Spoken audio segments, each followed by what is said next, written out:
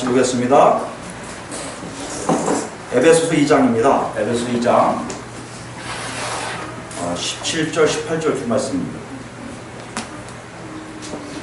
에베소서 2장 17절, 18절 신약 311페이지 있습니다. 신약 311페이지에는 에베소서 2장 17절, 18절 두 말씀입니다.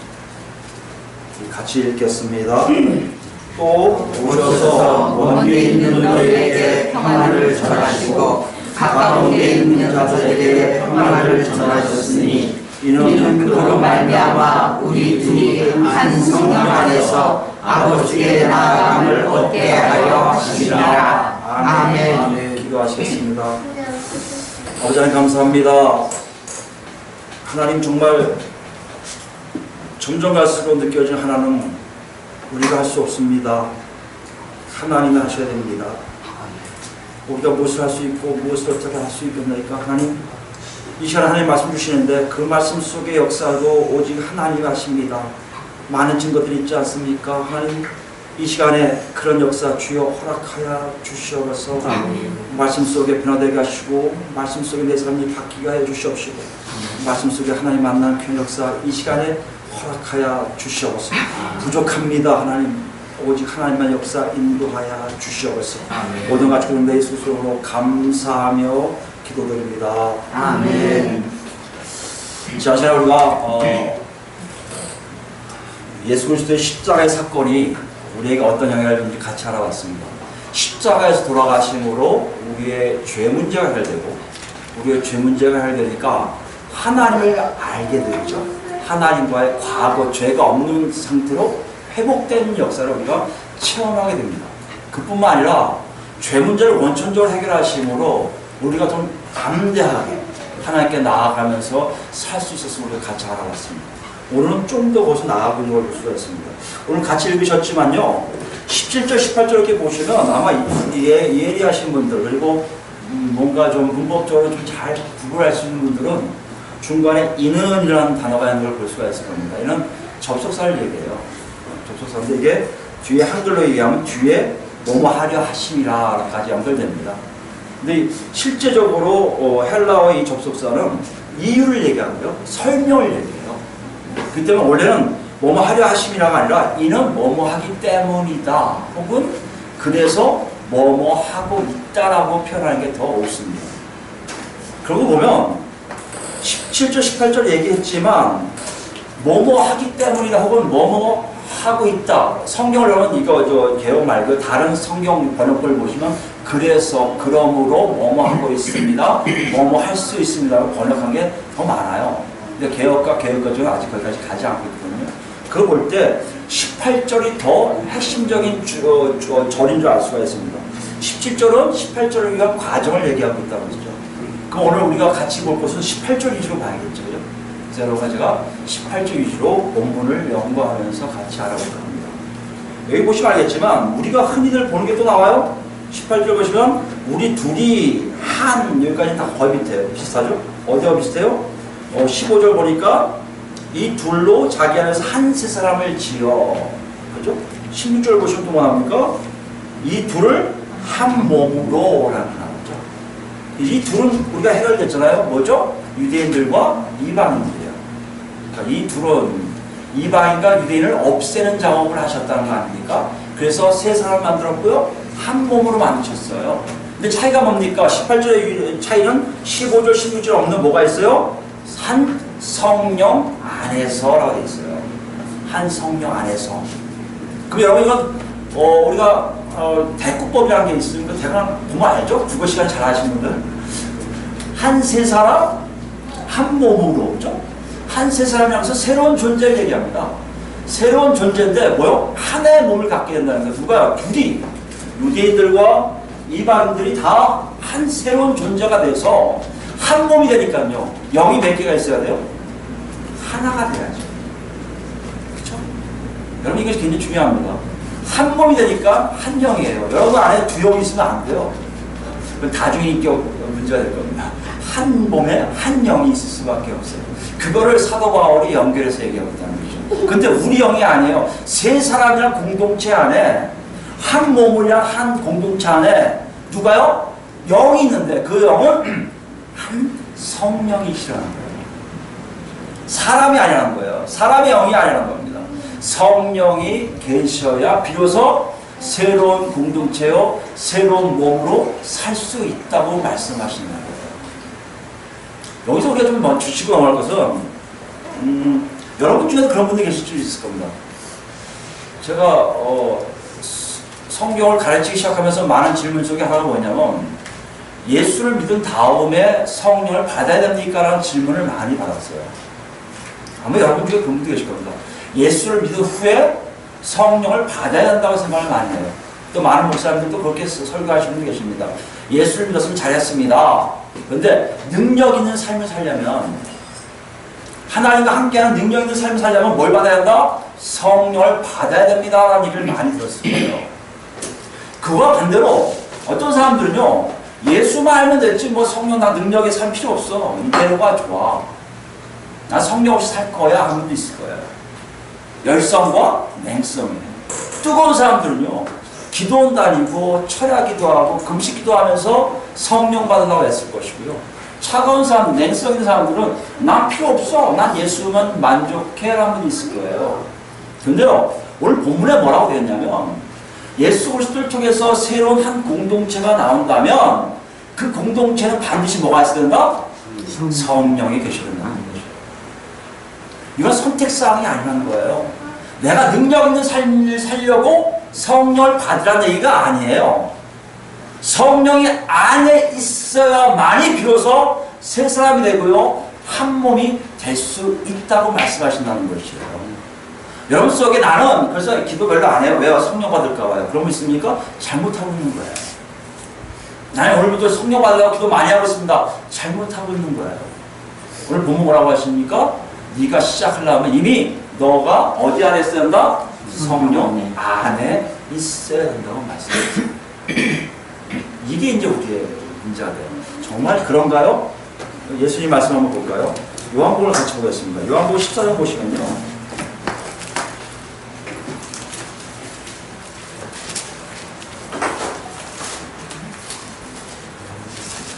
14장 여러분 잘 아시나요? 16절 볼까요? 요한복음 14장 16절. 신약 172페이지 있습니다. 신약 172페이지. 천천히 찾으셔도 돼요. 다 찾으시면 됩니다. 요한복음 14장 16절. 제가 읽겠습니다. 내가 아버지께 구하겠으니까 또 다른 보혜사라는 얘기는 도와주는 분을 얘기해요. 또 다르니까 누가 보혜사라는 얘기예요? 예수님이 보혜사라는 얘기예요. 예수님이 보혜사인데 예수님과 똑같은 다른 분이 오신다는 거예요. 그게 누구라고요? 너희에게 주사 영원토록 너희와 함께 있게 하려고 했어요. 예수님은 죽으시고 부활 승천하시지만 대신에 누가 오신다는 거예요. 그래서 그분이 계속해서 너희와 영원토록 함께 하겠다는 것입니다. 이게 새 언약에서 가장 중요한 메시지예요. 우리가 생각할 때 예수를 믿는 게 뭘까? 하면 예수를 지적으로 믿으면 될까? 난 예수 믿겠습니다. 오늘부터 교회 다니겠습니다. 이게 아니에요. 예수를 통해서요, 내가 성령 안에 들어와야 된다는 것이에요. 여기서 얘기한다면, 거꾸로 얘기하면요, 성령이 여러분과 제 안에 들어와 계셔야 된다는 것이에요. 이게 점점 우리를 좀 복잡하게 만들죠. 또 읽을까요? 영원토록 너희와 함께 있게 하리라. 그는 누구냐? 진리의 영이라. 진리라는 것은 하나님의 놀라운 말씀을 다 아신다는 얘기 아닙니까? 세상은 능히 그를 받지 못하나니. 세상이 뭐예요? 하나님과 다른 그룹이죠. 하나님과 관계없는 그룹들. 그런 성령을, 진리의 영을 받지 못해요. 그러니까 내가 지금 성령이 없다는 얘기는 뭐예요? 증명하면 세상이라는 얘기예요. 하나님과 관계 없음을 얘기해요. 나 성령 없어도 돼 하는 사람 뭐예요? 나 하나님과 관계 없어. 관계할 필요 없어. 이렇게 얘기하는 거예요. 내가 지금 성령 받아야 돼. 그 뭐예요? 아직 하나님과 관계하고 싶은데 아직 관계하고 있지 않다는 고백이에요. 맞지가 않아요. 예수님은요, 예수님 때문에 어떤 존재가 와서 너희와 함께 하겠다는데 그분은 세상을 받지 못하고 예수를 통해서 사람들만 다 받게 되어 있다고 말씀하신다는 것입니다. 그러나 이는 그를 보지도 못하고 알지도 못합니다. 누가요? 세상이. 보지도 못하고 알지도 못해요. 그러나 너희는 그를 아나니. 너희가 누구예요? 제자들 얘기하겠죠. 예수를 아는 사람들 얘기하겠죠. 예수를 알면 그를 알게 돼요. 왜요?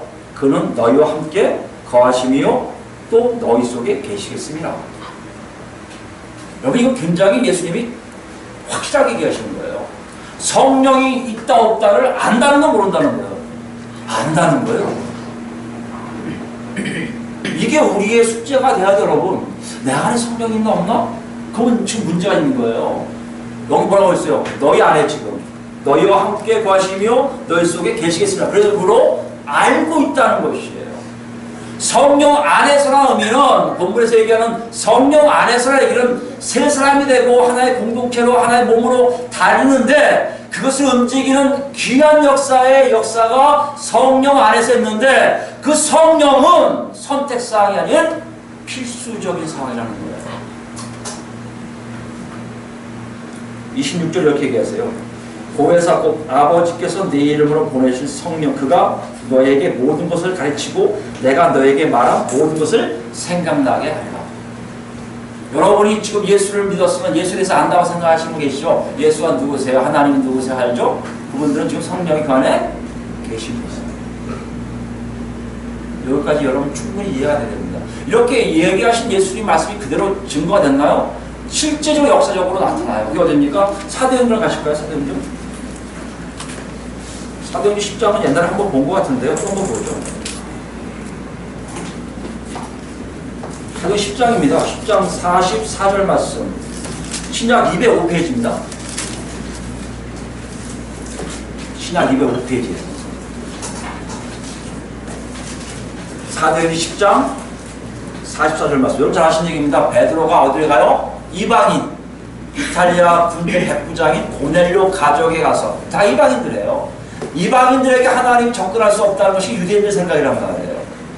근데 어떤 일을 하냐면 하나님 가라고 해서 갔어요. 그리고 고넬료에게 좀 이따 우리 보겠지만 하나님의 말씀을 증거합니다. 증거하고 난 다음의 일이에요. 44절 말씀 보면 베드로가 이렇게 얘기해요. 베드로가 이 말을 할 때에 누가요? 성령이 말씀 듣는 모든 사람에게 내려오시니. 저는 이거 여기에서 좀 더 여러분과 제가 좀 이해를 좀 했으면 좋겠어요. 제 그리스도인 교회가 이랬으면 좋겠다는 바람 때문에 얘기하는 겁니다, 여러분. 무슨 말씀이냐면 제가 여러분에게요 설교를 합니다. 좀 이따 내용 나오겠지만 내용을 얘기해요. 내용을 얘기한다면 여러분 믿습니까? 이거 아니에요. 듣고 있는데 뭐가 역사한다고요? 성령이 그냥 내려오시는 거예요. 성도들하고 저는 이거 보면서 하나님 저희 교회는 우리는 애써 믿으라고 얘기하잖아요. 믿으셔야 됩니다. 믿어야 성령이 오십니다 하잖아요. 아니니까 보세요. 이 말을 할 때 성령이 말씀 듣는 모든 사람에게 내려오신다는 거 아니에요. 하나님의 역사는 주권적 역사예요. 우리가 원해서 하는 게 아니에요. 하나님 뜻에 따라 하신다는 거예요. 혹시 여러분 중에 아직 체험 없습니까? 여러분 체험 없다고 안 한 체험 없으니까 벌레 이거 안 해요. 여러분 어떻게 하세요? 기도하세요. 사모하세요. 하나님 나도 한번 그 뭔지 맛 좀 보기로 원합니다. 하나님. 그 역사가 우리 안에 있어야 되는 것입니다. 어쨌든 저는 이 44절 굉장히 준비하면서 마음이 막 아렸어요. 기도 내용입니다. 하나님 우리 그리스도 교회 예배 드릴 때 하나님 알아서 하세요. 아멘. 전 몰라요. 전 모릅니다. 하나님 알아서 만져주시고 때려주시고요. 끌어안으시고요. 변화시키든 누르시든 마음대로 하세요. 단 그 역사가 있길 바랍니다. 45절이요. 베드로와 함께 온 할례받은 신자들이 할례받은 신자는 누구예요? 유대인 신자이죠. 유대인들이 이미 성령 받았잖아요. 그죠? 성령 통해서 역사학을 배웠죠. 2장에 경험했잖아요. 마가다락방에서. 그뿐만 아니라 베드로의 설교를 통해서 다 깨졌잖아요. 그러니까 유대인 사람들은 자기가 체험했단 말이에요. 당연한 거죠. 성령이 나한테 오는. 그런데 이 사람들이요. 이방인들에게도 45절에 보니까요. 성령 부어주심으로 말미암아 놀라니. 이방인들에게 성령이 오시면 놀라는 거예요. 지금 우리 본문에 뭐라고 했어요? 이 둘이 누구예요? 유대인이나 이방인이나 뭐가요? 성령 안에서 한 몸으로. 이해되세요? 여러분 잘 들으셔야 돼요. 여러분과 제가요 성령 받을래 안 받을래 이게 아니라요, 하나님 제가 성령 안에 있죠? 물어봐야 돼요.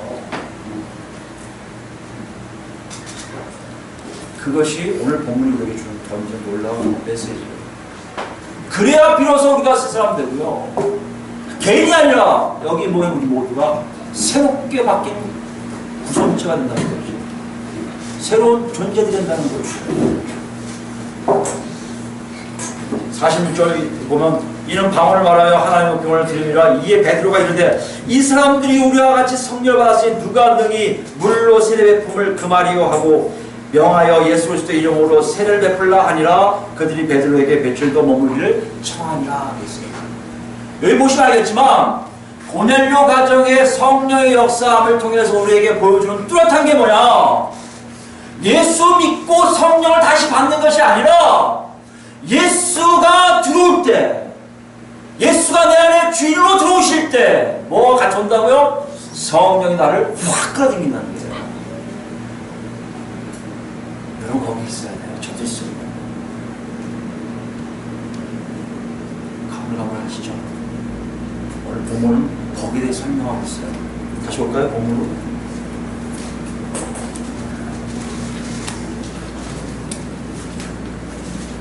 여기 보시면요 두 가지가 나와요. 어떻게 성령 안으로 들어오냐의 문제와 내가 성령 안에 있는 것을 어떻게 증거할 수 있냐의 두 가지가 확실하게 나옵니다. 오늘 여러분 이 두 가지 꼭 기억하세요. 어떻게 성령 안으로 들어왔냐? 아까 다 거의 얘기한 것 같지만 또 중요한 게 기다렸습니다. 그 다음에 어떻게 내가 지금 성령 안인지를 증거할 수 있냐의 문제입니다. 첫 번째는요, 어떻게 성령 안으로 들어오냐 할 때 뭐로 말미암아 있습니까? 이는 그로 말미암아. 그가 누구예요? 그리스도예요. 그리스도를 통하라는 뜻이에요. 그리스도를 통과한다는 얘기예요. 여러분 이건 이렇게 이해하시면 돼요. 그리스도를 통과하는 게 뭘까? 굉장히 추상적으로 맞아, 예수 믿으면 그렇게 되지, 이렇게 생각하는데 하나님 관점 생각하고 있어요. 하나님 관점은요, 요 안에 들어온 길을 딱 하나를 만드셨어요. 이게 누구라고요? 이게 그리스도예요. 딱 하나예요. 여러분 다른 길이 없어요. 다른 길이 있어서 성령 받는 거 다 귀신 역사라는 거죠. 이렇게 해서 성령 딱 하나 만드신 다음에 뭐로? 그로 말미암아, 그를 통하여만이 가능하다는 거예요. 그리스도를 통한다는 게 뭡니까? 그리스도가 하신 일까지 다 포함되겠죠. 인격적이니까. 그리스도께서 일하신 게 뭡니까? 17절 말씀이에요. 17절 말씀 보면 우리에게 간단하게 얘기해요. 멀리 있는 사람들에게 오셨다는 얘기는 여러 가지 의미가 있는데 신학적으로 여러 복잡하니까 초림 이후라고 얘기합시다. 재림은 아닐 거예요. 그죠? 초림 이후의 얘기예요. 예수님이 성육신하고 부활 승천하신 그때까지 얘기해요. 그 다음에 사도들에 의해서 이렇게 증거되는 얘기겠죠. 어쨌든 간에 예수 그리스도를 통해서 먼 데 있는 너에게 평안을 전하고 가까운 데 있는 너에게 평안을 전하는, 이게 전한다는 표현 나중에 얘기해요. 평안을 가까이 있든 멀리 있든, 멀리 있는 건 누굽니까? 이방인들, 가까이 유대인들이에요. 유대인이나 이방인은 똑같이 전하는 걸 얘기해요. 그리스도를 통한다는 의미는 메시지가 다 다른 것이 아니라 일정하게 하나로 간다는 것이에요. 일정하게 하나로 갈 때 그것을 내가 받아들이면 내가 어디 있다는 거예요? 성령 안에 있다는 것이에요. 요 개념 잘 기억하세요. 하나예요. 무조건 한 세 사람으로, 한 몸으로, 한 성령으로 예수 그리스도의 복음도 딱 하나예요. 그렇기 때문에 평안도 똑같은 평안이에요. 그렇기 때문에 차별이 없다고 하는 거예요. 그렇기 때문에 예수 안에서 하나가 될 수 있는 겁니다. 여러분 예수 안에 들어오면 다 달라질 거라 얘기하는 사람 많아요. 아니요, 그 복음 아니에요. 예수 안에 들어오면요 딱 하나가 돼요. 예수 그리스도를 통해서. 이게 우리에게 주는 메시지예요. 여러분 이것을 우리는 뭐라고 얘기해요? 복음이라고 얘기해요. 복음. 여기에 전하다는 뜻이 유한겔리온이거든요. 복음을 증거하는 뜻이에요. 선포하는 뜻이에요. 기쁜 소식을 전하다는 뜻이에요. 기쁜 소식을 전하는데 뭐요? 그게 한 가지예요. 제가 이런 말씀 드리냐면, 예수를 믿을 때 여러분 이런 얘기를 많이 듣지 않습니까? 예수 믿으면 여러분 병도 고쳐져요. 예수 믿으면 여러분 잘 되게 될 거예요. 예수님은 부자 됩니다. 예수님 자녀들이 잘 될 거예요. 걱정하지 마세요. 예수님도 하나님 다 열어주실 거예요. 우리 그렇게 해서 예수 믿는 사람도 있어요. 근데 중요한 건요, 그건 예수 믿는 과정이 아니에요. 착각하지 마세요. 그건 교회라는 건물 안에 들어올 수는 있어요. 근데요, 하나님이 말씀하신 성령 안에 들어온 예수를 진정으로 믿는 하나님 자녀 되는 것은 그게 아니에요. 그게 뭘까요? 한 가지여야죠. 한 가지 내용이어야죠. 100가지 내용 되면 안 되잖아요. 우리 같이 아까 그걸 갑시다. 사도행전 10장입니다. 여기 적고요. 사도행전 10장을 보면요, 이 베드로의 설교가 기가 막힙니다.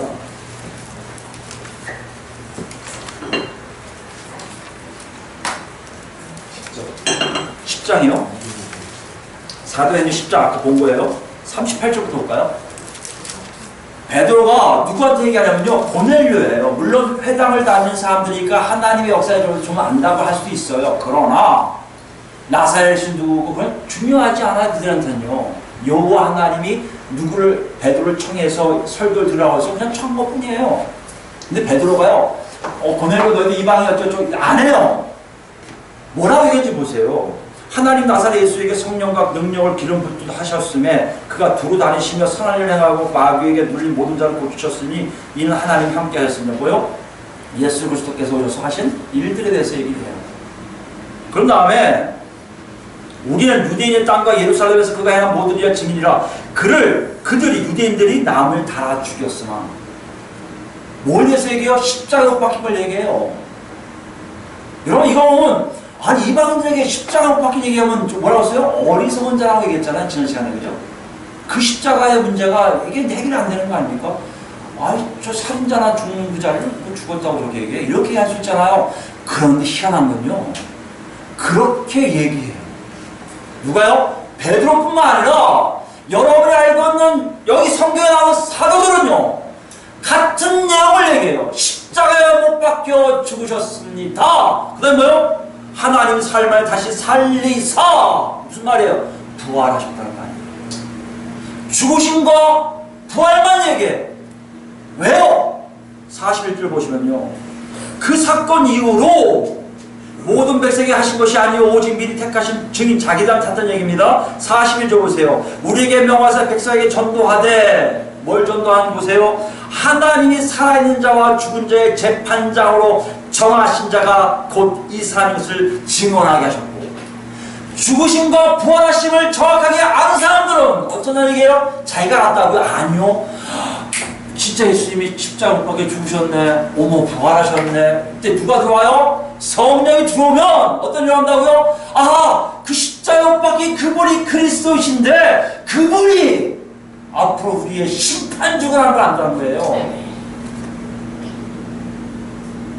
그래서 딸려가는 거예요, 여러분. 잘못 깨진다고 딸려가는 게 아니라, 건강해진다고 딸려가는 게 아니라, 그분의 죽으심과 부활하심이 나를 확 끌고 가는데 그분이 심판주라는 것을 알게 한다는 거예요. 또 있습니다. 43절이에요. 그에 대하여 모든 선지자도 증언하되 그를 믿는 사람들이 다 그의 이름을 힘입어 뭐 했다고요? 죄와 사함을 받는다. 심판주로 오신 분한테 당당히 나갈 수 있는 거 왜요? 심판한다 하니까. 왜요? 죄가 없는 줄 아니까. 이 설교 내용이요, 베드로만 한 게 아니에요. 누구한테 했다고요? 고넬료예요. 이방인들한테 한 설교예요. 바울도 이 설교하고요. 여러분이 알고 있는 사도도 다 이 설교하고요. 아마 우리가 알고 있는 우리 선배님들, 오직 예수만 믿었던 그분들은요, 이 복음 듣고 변하신 거예요. 다른 복음이 아니에요, 여러분. 11조가 제3복음이라고 거짓말합니다. 가지 마세요. 주일 성수해야 하나님께 영광 드린다고요? 거짓말하지 마세요. 그건 복음 아니에요. 복음은 오직 예수 그리스도의 죽으심과 부활하심을 믿을 때 성령이 그 안에 확 들어와 심판주를 알게 하시고 그분께 모든 사함받아 찬양드리는 삶이 자기한테 있는 것을 아는 자란 말이에요. 그래서 샬롬이에요. 평화로다. 갈등이 없어요, 하나님하고요. 그래서 화목이에요. 여러분 지금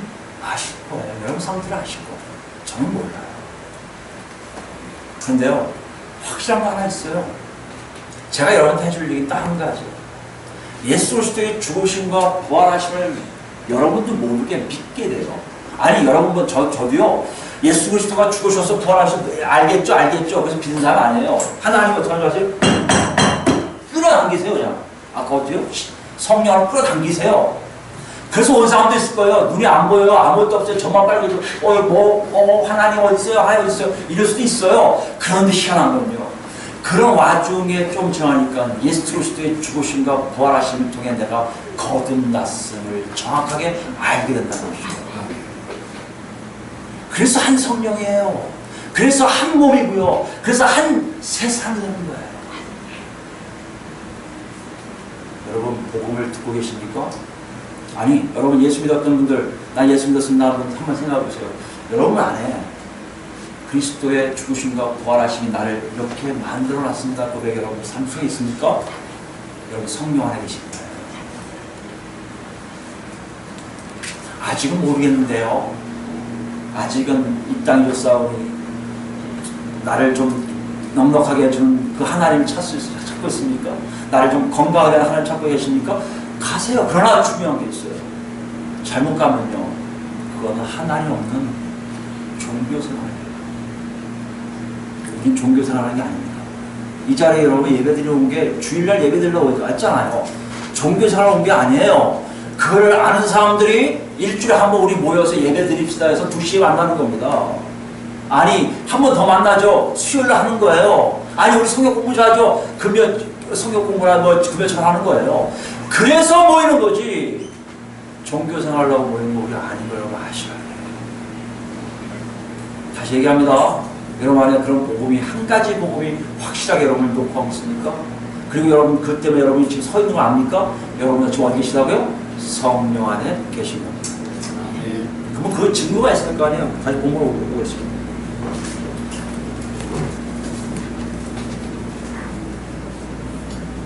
그 증거를 이렇게 얘기하고 있어요. 성령 안에서 어떤 일을 하냐? 아버지께, 아버지가 누구예요? 하나님이시죠. 그죠? 하나님께 나아가면 이거인데, 나아가면 없다. 이걸 정확하게 하면요, 나아갈 수 있는 방법, 길을 획득하고 있다는 얘기예요. 하나님 아버지께 나아갈 수 있는 방법을 정확하게 알고 있다는 것이에요. 이거 여러분, 나아가는 뜻이 접근, 그죠? 한글로 하면 접근. 가까이 이렇게 접한다는 거 아니에요? 접근. 그 얘기란 말이에요. 하나님께 가까이 간다는 얘기예요. 어떻게 가까이 가냐? 헬라인들은요, 왕들이랑 황제가 있으면 가까이 가는 것을 이 단어를 썼어요. 근데 유대인들은 이 단어를 그렇게 안 써요. 유대인들은요, 제사의 의미를 씁니다. 제사. 이건 모세율법을 보면 이해하기 쉬워요. 모세율법에는요, 하나님이 시내산에서 이스라엘 백성 다 모아놓고 언약을 체결하잖아요. 여러분 잘 아시는 내용이에요. 10계명 주시고 다 언약을 체결해요. 그런데 어떻게 하냐면 모세를 불러주셔서 명령하시는데 뭐냐면 성막 건축을 명령하세요. 성막을 왜 건축하게 하시냐면 내가 거기에 거할 거니까. 그 다음에 여러분 아시겠지만 자세하게 얘기해요. 제사장은 이런 목을 입고 제사장이 와서 이렇게 해야 된다. 아니면 큰일 난 다음에 다 얘기하신 다음에 레위기 들어와서 첫 장이 뭐예요? 제사법을 가르치세요. 그게 뭐라고요? 접근하는 방법을 알려주시는 거예요. 하나님께 너희가 나한테 가까이 오려면 이렇게 해야 돼. 뭐예요? 번제. 하나님 올라, 나 다 바쳤어요. 어떻게 하라고요? 내가 하나님께 가까이 가고 싶어. 난 정말 하나님 만나고 싶어. 어떻게 하셔야 돼요? 여러분, 구약에 의하면, 율법에 의하면 여러분 집에 가셔서, 집에 좀 아무것도 없겠지만 여러분 소하고 다 키운다고 전제하에 가장 좋은 소를 끌고 갑니다. 끌고 가면 제사장님 앞에 오면 제사장님 나 하나님께 번제드리고 싶어요. 나 하나님께 친하고 싶어요. 그래? 안수해요. 그럼 너가 똑같이 된 거야? 그리고 죽여요. 죽인 다음에 아주 타게끔 잘 갈리게 한 다음에 화덕에 올라가요. 다 태울 때까지 서 있어요. 이러면 뭐 하는 거죠? 내가 지금 하나님과 가까이 있습니다 라고 선언하는 거예요. 그 다음에 제사장 뭐라고 하면 다 끝나면요, 아무개야 너는 하나님과 가까워졌다 라고 하는 이걸 얘기하는 거예요. 나아감을 얻다는 거.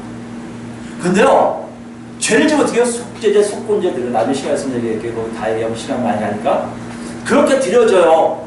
드려지는 방법으로 하나님께 나아가는데 지금 뭐라고 하시면요, 성령 안에 들어온 사람들은요 이미 그 길을 다 확보했다는 거예요. 가고 싶은데 가는 거예요. 소음 없어도 돼요. 제작이 안수 안 해도 돼요. 뭐 없는데 가세요. 아버지 저 왔어요 하고 끝나요. 성령 안에서 있는 사람들 특징 뭐라고요? 하나님께 나아감을 알고 있는 사람이에요. 그래서 기도해요. 기도가 왜요? 안 보이잖아요. 하나님이. 여러분들 보이는 게 괜찮지만 안 보이는 사람이 대부분이잖아. 그래서 기도하는 거. 하나님 저 힘들어 죽겠어요. 전 봐주세요. 어쩌면 좋겠어요. 제가 나 때려요. 누구처럼요? 여러분 어렸을 때 부모한테 다 얘기하듯이. 그게 여러분 젖 먹는 거예요. 젖 빠는 거예요. 젖으로 사모해갖고 막 젖을 먹기다 보면 기도하는 거예요. 자꾸 하나님 저 좀 어떻게 해주세요. 어떻게 해주세요. 이게 가능한 게 뭐라고요? 하나님께 나아가는 길 방법을 이미 확보했기 때문에 하는 거예요. 여러분 이것이 우리에게 있어야 한다는 거죠. 우리 이런 줄 알아요. 난 그렇게 하고 있는데 저렇게 하고 있는데요. 그런데 희한한 줄 아세요? 뭔지 아세요? 한국교를 보면요, 알면서 방법은 이상하게 가요. 대표적인 케이스가 새벽 예배 잘해야 된다, 헌금 잘해야 된다, 주일 서부 잘해야 된다, 뭐 잘해야 된다, 뭐 잘해야 된다, 뭐 이게 있어요. 길이 있어요. 누가 만들었는지 모르지만 쫙 있습니다. 그 길만 가면 하나님께 나아간다고 생각해요. 예배도 항상 어디서만 드리라? 교회 건물 안에서만 드려야 된다. 그래서 교회를 지금도 성전이라고 얘기해요. 그 다음에 다른 주제가 성전에 대한 주제인데 절대 교회 건물은 성전될 수 없음을 신약에서 선포해요. 그런데도 자꾸 성전이라고 얘기해요. 왜요? 모이라고. 근데 성경은 그렇게 얘기 안 해요. 신약에 오면, 새로운 언약에 오면 이미 그 길을 확보했기 때문에 언제든지 하나님을 만날 수 있을 뿐만 아니라 그게 뭐요? 무시로 성령 안에서 기도하라. 쉬지 말고 기도하라. 이해되세요? 여러분 안에 있는 내용이 언제든지 할 수 있어요. 여러분 상황에 자고 있을 때 왜 못합니까? 앉아있을 때 왜 못합니까? 언제든지 할 수 있는 그 길을 우리는 확보하고 있기 때문에 이것도 기초예요. 더 중요한 건요, 사도 바울이 얘기한 거 로마서 8장 보시겠습니다. 마지막으로 같이 볼게요. 로마서 8장 보시면요, 성령 안에서 있는 사람들의 삶의 모습을 당신의 사도 바울의 경험을 통해서 자세하게 기록하고 있어요. 아주 자세하게. 8장 보실까요? 249페이지입니다. 로마서 8장 249페이지 1절부터 제가 읽으면서 설명해 드릴게요. 그러므로 이제 그리스도 예수 안에 있는 자에게는 결코 정죄함이 없나. 정죄함이 없다는 건 우리가 얘기합니다. 지난 시간에 얘기한 율법이 무효화됐기 때문에 우리를 정죄할 수 있는 도구가 하나도 없어요. 그걸 뭐라고 표현하고 있습니까? 7장 내용이 그런 거거든요. 나중에 시간 있으면 얘기하고요. 이는 그리스도 예수 안에 있는 생명의 성령의 법이 누가요? 성령이 이끄시니 일이 죄와 사망의 법이 뭡니까? 모세율법이었거든요. 모세율법이 자꾸만 죄를 정죄하고 죄를 지면 사망이다 하는데요. 로마서 7장 내용이 그거예요. 사람이 악해서 선기능은 원래 그게 아니에요. 죄니까 죄 짓지 말려고 하라 얘기하는데 선기능을 안 하고 역기능만 해요. 어떻게 해요? 숨어버리고 여기 숨어버리고 몰래 죄만 져요. 누가요? 사람들이. 그렇게 악한 거예요. 이 안에 썩어서 그래요. 그 더 이상 율법은 사람들에게 사망 선고하기 바쁘지 살릴 수가 없어요. 그래서 율법을 지켜야 한다 하는 분들은 잘 들으셔야 돼요. 율법을 지켜야 한다는 얘기는 그분은 분명히 율법 안에서 사망 선고를 받을 수밖에 없어요. 그러니까 매일 잘못했어요 기도할 수밖에 없어요. 근데 우리는 그게 아니에요. 뭐요? 성령의 생명의 성령의 법이 우리를 이끌어요. 살아 움직이는 성령의 법이 우리를 살아있는 쪽으로 움직인단 말이에요. 여러분, 이 분명한 차이를 여러분이 아셔야 돼요. 그래서 필요한 게 율법이 아니라 뭐가 필요하다? 새 언약에는 성령 하나님이 필요하신 거예요. 여러분 아직도 나오거든요. 율법이 육신으로 말미암아 나오잖아요. 연약하여 할 수 없는 그것을 하나님은 하시나니 곧 죄로 말미암아 자기 아들을 죄 있는 육신의 모양으로 보내 육신의 죄를 정하사 육신의 전을 정하사 육신을 따르지 않고 그 영을 따라 행하는 우리에게 율법의 요구가 이루어지게 하려 하심이라. 무슨 말이에요? 율법을 요구 딱 한 가지. 성령을 따라가면요, 율법에서 얘기하는 게 뭔지 아시죠? 두 가지죠? 뭐예요? 하나님을 사랑하고 내 이웃을 내 몸과 같이 사랑하는. 이 두 가지 다 들어가거든요. 그러니까 성령 따라가면요, 이걸 한다는 거예요. 그대로. 율법의 요구예요. 율법의 조항을 지키는 게 아니라 율법이 원하는 바를 지킬 수가 있다는 거죠. 뭘 따라가지 않으면? 육신 따라가지. 왜 육신을 왜 따라가면 안 돼요? 육신 자꾸 죄만 짓거든요. 이해되시겠습니까? 그거 요거 나와요. 이제. 4절 보세요. 예, 먼저 5절 보세요. 육신을 따른 자는 육신의 일을, 영을 따른 자는 영의 일을 생각하나니 육신의 생각 사망이, 영의 생각은 사형명과 평안일자. 빨리 이유는 간단히 설명하려고 해요. 육신의 생각은 하나님의 원수가 되나니 이는 하나님 법에 굴복하지 않을 뿐더러 할 수도 없습니다. 육신에 있는 자들은 하나님을 기쁘시게 할 수 없습니다. 여러분, 요 대목에 대해서 얘기하고 싶어요. 성령이 오시면요, 성령이 오셔갖고 우리한테 오시면, 내가 성령 안에 있다, 내가 하나님 가는 길을 알았다면요, 지난 시간에 우리가, 여러분 처음 오시면 기억 안 나겠지만, 모르겠지만, 기존 교우들 기억 안 나실 수 있습니다. 다시 얘기할게요. 그리스도의 피가 내 안에 통과가 되면요, 뭐가 보인다고요? 내 죄가 보인다고 그랬죠. 과거 내가 우리 안에 갇혀있던 걸 다 보이니까, 저것도 죄였네, 저것도 죄였네, 죄를 알아요. 두 번째, 성령 안에 있으면요, 뭐가 보일까요? 죄 짓는 몸 존재가 뭔지를 알게 돼요. 죄를 누가 지을까? 그것을 알게 돼요. 그걸 여기 뭐라고 표현한다고요? 그게 육신이에요. 육신을 갖고 있는 대안이. 그래서 여러분 늙습니다. 여러분이 늙으시잖아요. 이제 후패 없어지잖아요. 이게 죽은 다음에 우리를 반드시 뭐가 된다고요? 부활체를 입을 수밖에 없어요. 왜요? 영원히 살아내니까. 그래서 부활을 믿는 거예요. 육신은 왜요? 잠깐 죄 있어서 죽어가고 있거든요. 죽는다는 의미는 뭡니까? 죄가 있다는 거예요, 이 안에. 그래서 헬라의 생각과 사도들의 생각에 육신은 뭐다? 죄를 만드는, 죄를 행하는 어떤 조직이고요. 그렇지 않은 뭐요? 성령 안에 있으면 죄 짓지 않는 삶의 모습이라는 것을 구별하기 시작합니다. 이게 율법하고 달라요. 율법은 뭐요? 이거 해요, 말아요, 하지 마, 이건 해, 알았어요. 이렇게 했다면 우리는 그렇게 지시하는 사람이 아무도 없어요. 누가 알려줘요? 성령이 알려줘, 성령이. 문정아, 그거 육신의 생각이야. 아, 그렇군요. 이게 영의 생각이야. 예, 알았습니다. 이게 우리의 일이에요. 아무도 안 알려줘요. 근데 율법은요, 누가 알려줘요? 제사장들이 알려줘요. 랍비들이 알려줘요. 그거 잘못했어. 어떡하죠? 죄 졌으면 어떡하죠? 죄 졌으니까 빨리 속죄제 드려. 속죄제 드리러 갑시다. 속죄제 드리면 또 해방돼요.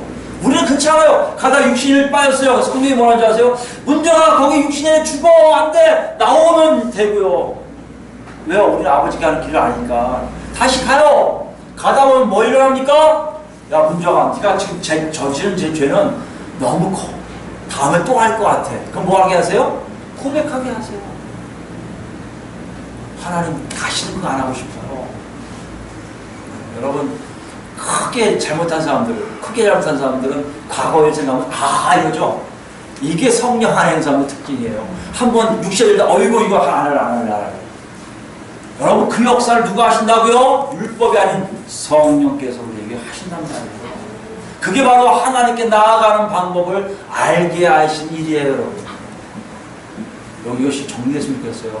한국교회가 이게 안 되니까 뭐는 옳고 뭐는 그르고, 이걸 하면 되고 이걸 안 되고, 이걸 누가 정해줘요? 목사님들이 정하잖아요. 하루에 기도 몇 시간 하세요? 기도 안 하는데요? 못해도 20분을 하셔야죠. 20분 안 하면 기도 아니에요. 누가 정하는 거예요? 20분 안 하면 기도 아니라고 누가 어디 적겠습니까? 성경에 적겠어요? 20분 넘어야 기도가? 아니요? 그분한테 얘기하고 싶어요. 항상 기도하라. 쉬지 말고 기도하라. 어떻게 하실 거예요? 쉬지 말고 기도하라는데 이러다 시작해요. 형 그렇게 기도하고 계세요? 아니잖아요. 성령이 우리를 이끌어 가시는 거예요. 성령이 우리를 이끌어 가시는 거예요.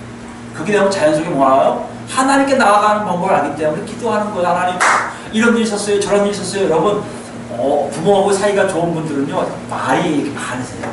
물론 성격적으로 말이 없는 분들이 계시겠지만 일반적으로 말이 많아져요. 친할수록 말이 많은 건 마찬가지입니다. 그것이 기도인 거를 우리가 알 수가 있어요.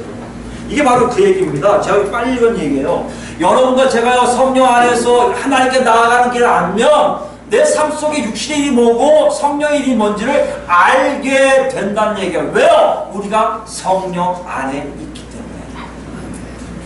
여러분 육신의 일을 저지르면서 육신의 일인지 모르고 있다. 여러분 거기 있는 게 아니에요. 육체 안에 있는 거예요. 그래서 그 사람들은 구원이 없다고 갈라디아서 5장에서 얘기하는 거예요. 하나님 나라를 유업으로 받지 못하나니 누가요? 육체의 일이 현저한 자. 어디에 있어야 되는데? 성령 안에 있어야 되는 자. 그걸 얘기해요. 9절이요. 만일 너희 속에 하나님의 영이 거하시면 너희가 육신에 있지 않냐고 얘기하잖아요. 영이 있나니 누구든지 그리스도의 영이 없으면 그리스도의 사람이 아니라. 또 그리스도께서 너희 안에 계시면 몸은 죄로 말미암아 죽은 것이나 몸은 죽은다니까요. 영은 의로 말미암아 살아있는 것이라. 성령 안에 있는 여러분의 영이 안에 뭔지 모르지만 하나는 살아있어요. 그래서 이것이 막 레이더 키우고 있어요. 레이더. 어디가 나쁜 거, 좋은 거 알게 한단 말이에요, 여러분. 그래서 육체를 쳐서 살게 한다고요. 그 얘기 나옵니다. 12절이요. 그러므로 형제들아 우리가 빚진 자로 돼 육신에게 져서 육신대로 살 것이 아니라 너희가 육신대로 살면 반드시 죽을 것이로되 영으로서 몸의 행실을 어떻게 해요? 죽이면 살리. 이 뜻이에요. 영이 살아있기 때문에 알아요. 저 육신에 따라가네. 그거 어때요? 사도 바울 같은 경우는 몸을 쳐서 복종케 한다는 게 이 뜻이에요. 몸을 친다는 게 정말 때린다는 게 아니라 뭐 한다는 거예요? 이거 하는 거죠. 이기는 거예요. 뭘 따라가는 거예요? 성령 따라가는 거예요. 여러분 이것이 하나님께 나아감의 삶의 모습이에요. 우리는 왔다 갔다 할 수 있어요. 그런데요 왔다 갔다 하는 것이 옳지가 않아요. 지금 여러분 몇 년 전 생각해보세요. 지금이랑 과거랑 똑같아요. 그럼 여러분 지금 하나님께 나아가는 그 획득한 그 권리를 놓치고 있는 거예요. 안 놓친 사람 어떻게 해요? 계속 가려고 했을 거예요. 바뀌었을 거예요. 아마 그럴 겁니다. 옆에 사람 모르는데 자기 모르는 옆에 사람이 많이 바뀌었어요. 옛날엔 정말 지나갔더니 지금은 조금 지나갔으세요. 여러분 바뀐 걸 안 느낄 거예요. 제일 좋은 게 그분들이 제일 빨리 합니다. 옆에 사람 딱 보면 알아요. 이 사람 많이 바뀌었네. 어떻게 한다고요? 하나님께 나아가는 역사가 있는 것을 본인이 안다는 거예요. 그래서 얘기합니다. 육신으로 살 것이 아니라 육체의 몸을 쳐 죽인다. 그러세요? 14절 무릇 하나님 영으로 인도함을 받는 사람 곧 뭐요? 하나님의 아들이라. 그래서 아버지께 한다고 얘기하고 있어요. 여러분 오늘 말씀 속에 여러분과 간단합니다. 여러분과 제가 성령 안에 계십니까? 네. 그럼 여러분 삶을 보세요. 정말 육신의 일과 영의 일이 보이세요? 지금 육신의 일이 아니라 영의 일을 쫓아가고 있습니까? 애지만 깐난아이 같은 애요. 아장아장 걸어가요. 엄마가 저기 있는 거 아니까 가고 있죠? 그럼 여러분 성령 안에 계시는 거예요. 근데 이게 없다. 지금 여러분 탈피하고 있어요. 보세요. 둘 중에 하나입니다. 왔다가 사라지든지 아니면 아직 들어가지 못했든지. 아직 들어가지 못한 게 뭡니까? 복음이 여러분 안에 정확한 복음인지 보세요. 예수 그리스도의 죽으심과 부활하심 위에 아무것도 없는데 내가 그 안에 있다. 여러분 성령 안에 계신 거예요. 예수 그리스도의 죽으심과 부활하심 외에 딴 것이 있어 내가 있다? 거짓일 가능성이 참 많아요. 그럼 평안이 없어요. 샬롬이 없어요. 오직 예수 그리스도의 죽으심과 부활하심이 샬롬을 이룬다고 우리에게 말씀하고 계십니다. 그리스도 우리가 그랬으면 좋겠어요. 예배 드릴 때마다 사람 몰라요. 여러분 각자가 알아요. 하나님 나를 지금 앉아 계시구나. 어느 할렐루야 아버지 감사합니다. 네. 장소의 문제가 아니라 삶 속에 그리스도인 교회의 모든 삶 속에 하나님이 함께 하셔서 하나님께 나아가는 삶이 내 안에 있음을 확실히 알아. 성령 안에서 하나님께 영광 드리고 우리 모두가 되길 예수 그리스도로 축원드립니다. 아멘. 우리 찬송가